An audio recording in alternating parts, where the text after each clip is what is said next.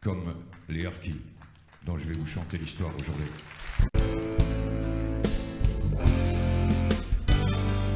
Un chant berbère est venu déranger la ville. Une prière chantée par 3 jeunes kabyles. Un chant berbère pour saluer l'ancien soldat, fils d'une guerre dont les blessures sont toujours là. Pas de drapeau posé sur le corps de cet homme, juste une photo de ses copains en uniforme, une vieille image qu'il a conservée toute sa vie comme un hommage à ceux qui sont morts dans l'oubli. C'est une histoire qu'on ne raconte pas tous les jours. Elle fait partie des grands silences qui entachent l'histoire de France. C'est une histoire qu'on ne raconte pas tous les jours. Ce chant berbère, c'est pas seulement un chant d'amour.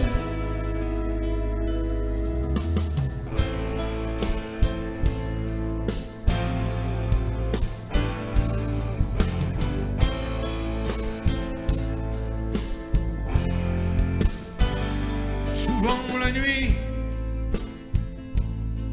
il retrouvait en mauvais rêve le sang, les cris, les plaintes des harkis qu'on achève face au calvaire des soldats restés l'arme au pied. L'ordre était clair, il ne fallait pas les sauver. Cette histoire qu'on ne raconte pas tous les jours, elle dénonce les grandes souffrances de ceux qui ont choisi la France. Et cette histoire, on ne raconte pas tous les jours. Ce chant berbère, c'est pas seulement un chant d'amour. Le cessez-le-feu du 19 mars 62 n'a pas fait cesser le sang. Dans les semaines qui ont suivi les accords d'Évian, des centaines de milliers d'Algériens qui avaient fait confiance à la France furent abandonnés, désarmés par les troupes et livrés à leurs bourreaux, victimes des pires tortures, traînés de douar en douar, condamnés à la mort lente dans les djebels de la tourmente. Sur les 200 000 hommes engagés aux côtés des unités régulières de l'armée française, seulement 40 000 d'entre eux purent rentrer en France avec leurs familles, souvent grâce à l'initiative d'officiers français qui avaient enfreint les ordres. Ces rescapés furent parqués avec femmes et enfants dans des baraquements sordides, dans des camps grillagés de barbelés. Certains y sont morts et d'autres y sont encore. Et cette histoire qu'on ne raconte pas tous les jours, elle demande la reconnaissance de ceux qui ont cru l'enfance. Une façon de saluer cette bravoure. Ce chant berbère, faut qu'il ne soit qu'un chant d'amour. Un chant d'amour.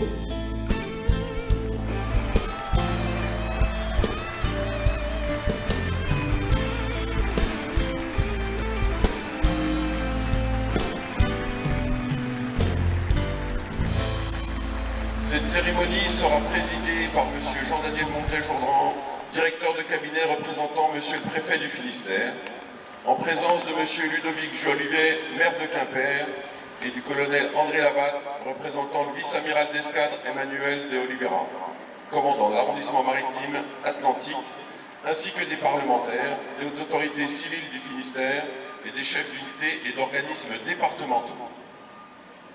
Le piquet d'honneur vient de la base de l'aéronautique navale de Lanvéoc-Poulmic.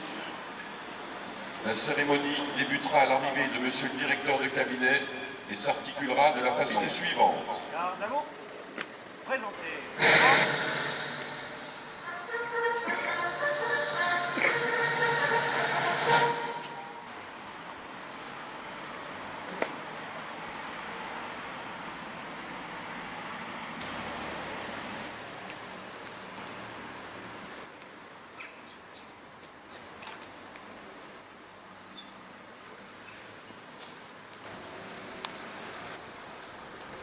Nous rendons aujourd'hui hommage solennel aux harkis et aux membres des formations supplétives qui ont servi la France tout au long de la guerre d'Algérie. Si les premières forces auxiliaires mobiles se forment sur le terrain dès 1955, c'est en 1956 que le terme harki naît administrativement, englobant par la suite l'ensemble des volontaires algériens qui servaient en dehors des cadres de l'armée régulière. Aujourd'hui, 60 ans après, ce terme a un sens plus large. Il renferme les notions de fidélité, d'engagement et de sens du recueil de témoignages, concourent à l'intégration pleine et entière de l'histoire des harkis et de leurs familles dans la mémoire nationale. Ce ne fut pas à la hauteur de la confiance que les harkis avaient placée en elle. Elle n'accorda pas sa protection aux harkis qui choisirent de rester dans leur pays, les livrant ainsi à de violentes représailles. Et pour ceux qui choisirent de rallier le territoire national, elle ne sut pas les accueillir comme ses enfants, les abandonnant dans des camps de transit où les conditions de vie étaient déplorables. Après avoir servi la France avec abnégation, loyauté et un dévouement sans limite, pour leur courage et leur fidélité inconditionnelle à notre pays, tous méritent la reconnaissance de la République. Le décret du 31 mars 2003 qui institue une journée nationale d'hommage aux harkis et autres membres des formations supplétives fut une première étape sur le chemin de la reconnaissance et de l'hommage dû par l'État et la nation tout entière envers ces hommes qui ont payé avec leur famille un prix souvent terrible pour leur attachement à la France.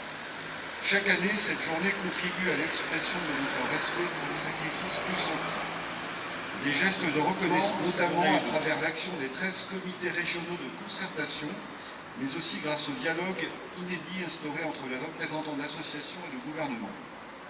Notre action est loin d'être terminée.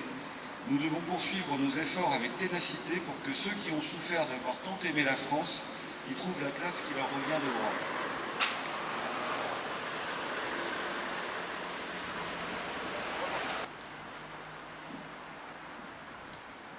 Dépôt de gerbe par le comité régional pour la mémoire harki.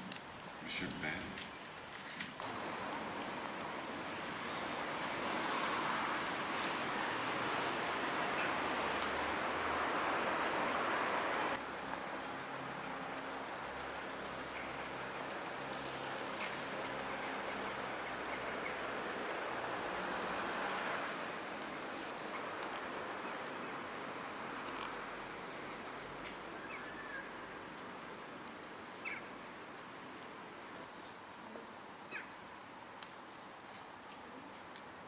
Aux morts.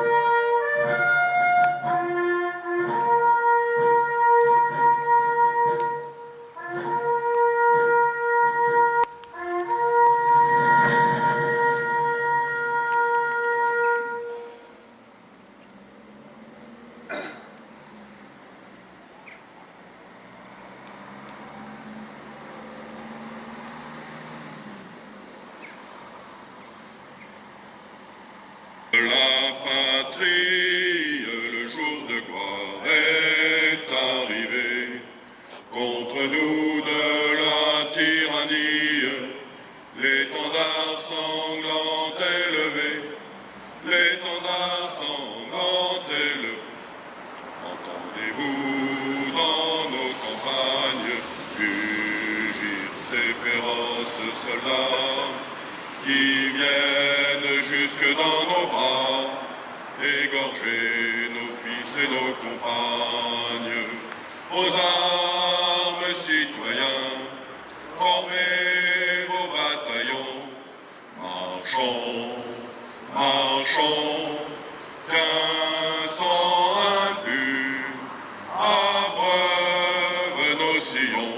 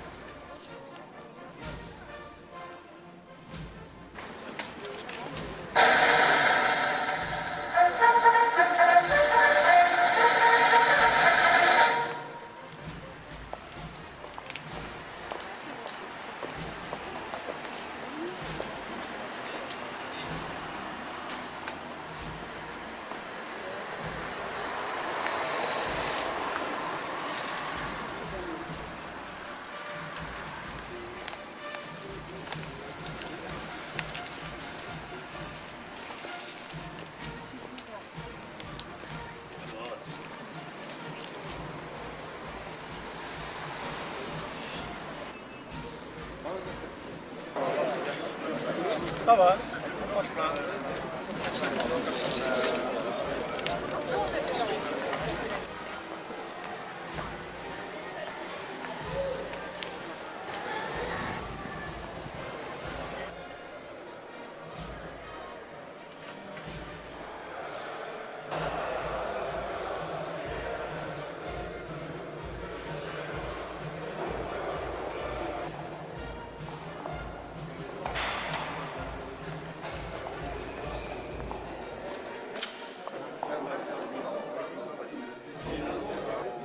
Mesdames et messieurs les officiers, mesdames et messieurs les anciens combattants, mesdames et messieurs, chers amis, c'est un plaisir pour moi de vous accueillir à l'hôtel de ville de Quimper pour célébrer ensemble, et nous l'avons fait tout à l'heure sur la place de la Terre d'Auvergne, cette journée nationale d'hommage aux harkis et aux forces supplétives.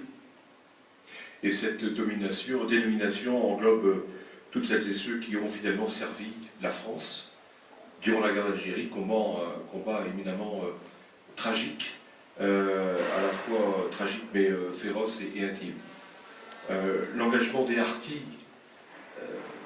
au service de la France, eh bien, beaucoup l'ont payé de leur propre vie, dans des conditions la plupart du temps innommables.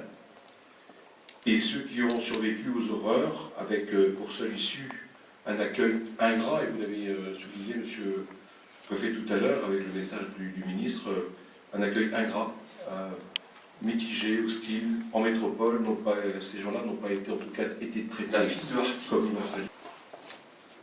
Et qui disait, nous avons été transbahutés en métropole, mes parents ne parlaient pas le français, ils parlaient en arabe, et nous répondions en français. Et ses parents, bien sûr, ne savaient pas lire ni écrire.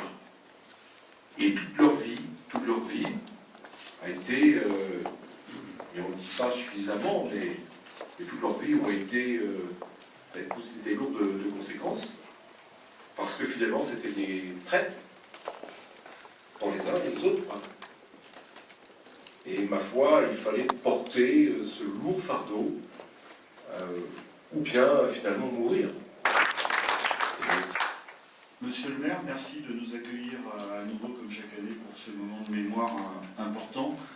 Mesdames et messieurs, aujourd'hui, 25 septembre 2016, la France a une nouvelle fois rendu hommage aux harkis et à l'ensemble des membres des formations supplétives. Ils ont loyalement défendu les idéaux de notre pays. Répondant à l'appel de la République, ils ont avec courage et abnégation été les dignes héritiers des valeurs militaires de leurs aînés, de la Première et de la Seconde Guerre mondiale. Malgré les terribles épreuves que les harkis ont dû affronter, ils sont restés indéfectiblement fidèles à la France et ont toujours fait preuve, en dépit de ce que l'on vient d'évoquer, d'une dignité exemplaire.